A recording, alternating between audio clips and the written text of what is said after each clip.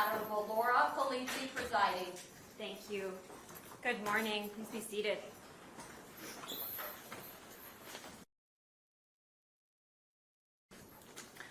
Calling case number 267444, People versus Joshua Edwards. Your Honor, good morning, and may it please the court. My name is Adam Clements. My plea number is 77233. I'm from Perkins Law Group. I appear on behalf of the defendant. Sir, state your name for the record, please. My name is Joshua Damon Edwards. Thank you. Judge, we waive the formal reading of the information. Ask that you allow Mr. Edwards to stay mute. We ask that you enter a plea if not guilty on this behalf. Thank you. The court is going to formally go through the arraignment. So, Mr. Edwards, today's date and time is set for an arraignment. Mr. Edwards, you are charged with the offense of assault with intent to murder. This is a felony punishable by up to life or a number of years. Do you understand the charge? Yes, ma'am. Yes, sir. And do you understand that you have a right to remain silent? Anything you say, orally or written, may be used against you. Yes, sir.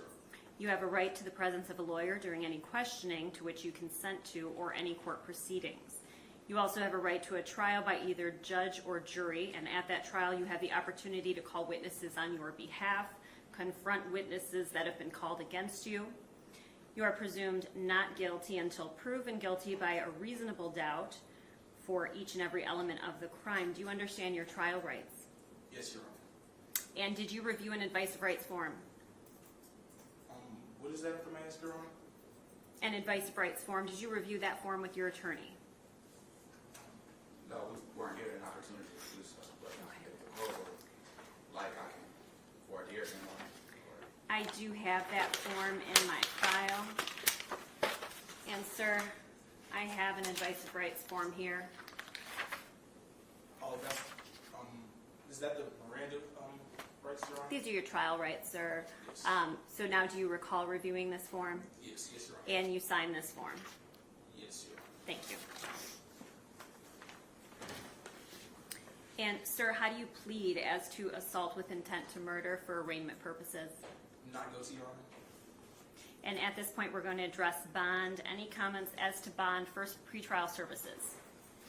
Yes, Your Honor. Darla Finley, pretrial services. The defendant declined to be interviewed by pretrial services, stating he'd like to speak to counsel first.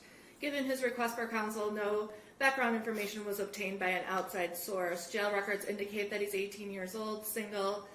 They do have an address listed for him on Tallberry Circle in Rochester. He has no other pending matters or holds. He's not currently on probation or parole. No prior juvenile contacts. The alleged incident occurred on February 5th, was alleged to occur on February 5th at the Oakland University campus. According to a police report, the incident resulted in serious injury to the alleged victim, requiring life-saving measures. The alleged victim and the defendant, I believe, were strangers to one another. Given the defendant has no prior convictions, but taking into consideration the serious nature of these allegations, there is concern for the safety of the alleged victim and the public. Therefore, pretrial services is recommending that release on recognizances is not recommended. Pretrial supervision is recommended, that he not possess a firearm or dangerous weapon, no assaultive contact with anyone, no contact with the alleged victim, that he have a GPS tether prior to his release from the Oakland County Jail with home confinement, only to leave his home for verified work, medical appointments, court, and attorney visits, and that he not return to the Oakland University campus. Thank you. Anything with regard to bond? What I'd ask the court to consider, Your Honor, is that my client presents before you with retained counsel. He has the support of his family. His father is on Zoom observing these proceedings here today. High school, is that correct? He has absolutely no prior criminal history. We have a slightly different, actually a significantly different version of events than the court had an opportunity to hear from Madam Probation Agent. What we would submit to the court is that this is an incident that occurred between my client and an individual who he does not have an extensive previous relationship with, but nonetheless, this was an altercation that took place as a result of an argument over personal property that was taken from the defendant. And then from there, it will be our position that he acted in lawful self-defense. This is not a situation where my client is taking the position or even the evidence would suggest that this is predatory conduct, we're more than happy to avail ourselves to a house arrest provision, a tether provision. My client is gainfully employed. He works at Bad Brass Barbecue in Shelby Township. He's currently enrolled in an electrical program at Schoolcraft College, and he's really a lifelong resident of this community, the Detroit metropolitan area. He has strong ties to the community. He's taken this matter seriously. I did want to clarify that him declining to be interviewed, I believe, was misunderstanding the process. It was his understanding that he was exercising his right to remain silent and just let his counsel speak for him. And I don't believe that he understood that the individual that was attempting to get background information for purposes of bond was not affiliated with law enforcement. And I didn't get an opportunity to explain that to him because that interview took place before I was retained by his family. So we do apologize for that, Judge. Thank you. But it was not an effort to obstruct or not be cooperative with the process. I'm asking the court to set bond in the area of $100,000 cash surety with a 10% provision. Thank you.